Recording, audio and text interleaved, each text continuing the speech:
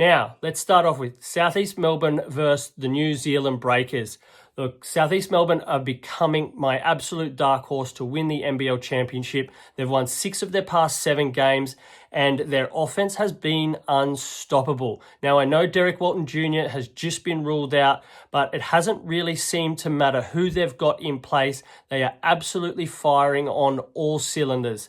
Now, we've seen the emergence of Matt Hurt become one of the best players in the NBL, and also Nathan Sobey, especially when Derek Walton Jr. has been out of the lineup. He's stepped up, he's taken control, being the scorer and being the deliverer, and has even been chasing rebounds.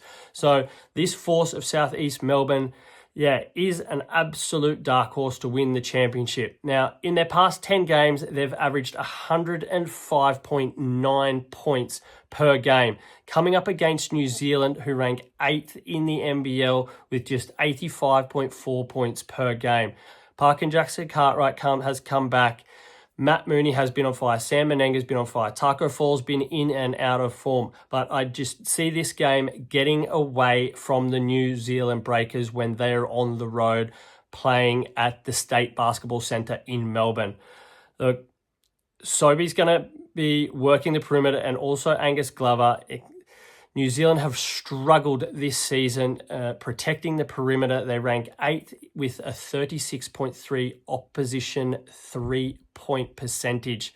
So expect South East Melbourne to be working the perimeter a lot and even hitting some mid-range shots as they look to take advantage of the no man's land that Taco Fall ends up in sometimes. So the pick here is South East Melbourne over 99.5 point team total, them to cover the 6.5 point line as the favourite, and also Nathan Sobey to have his second 20+ point game in a row.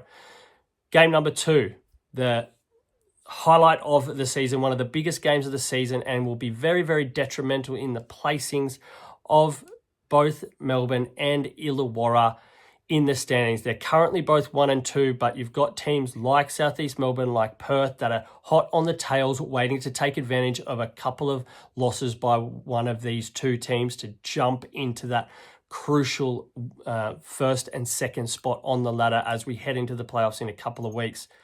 Look, Illawarra have been in a little bit of a rough patch. They've lost 3 of their last 5, and their 2 other wins have been a little bit unconvincing for their standards.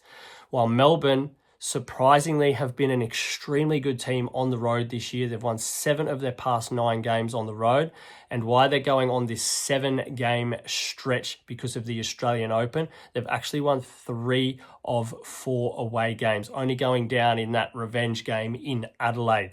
So I'm liking the momentum of Melbourne at the moment. They've gone back to doing what they do best, and that's playing good defense before anything else. On the road at the moment, in these past 4 games, they've averaged 85 points against per game, which is much lower than anybody's season averages this season. While, Illawarra have been struggling. In their 3 losses to the 36ers, the Taipans, and South East Melbourne, they found themselves chasing the game and making poor decisions from the 3-point line, which has been the common denominator in those losses. In those 3 games, they've averaged 24.76 points from the 3-point line. So expect Melbourne to defend well, get out to a little bit of a lead, and then force Melbourne to shoot from the force Illawarra to shoot from the perimeter. And if they go head to head in a perimeter shooting game, we know who's going to win, with Chris Goulding dropping 10 threes in one game against the Breakers last time Melbourne played. So in this one, I still think there is going to be points, but Melbourne will defend well. Expect the game to go over the game total. I like Melbourne plus 2.5 points. This game can be extremely close, and it could come down to a single possession.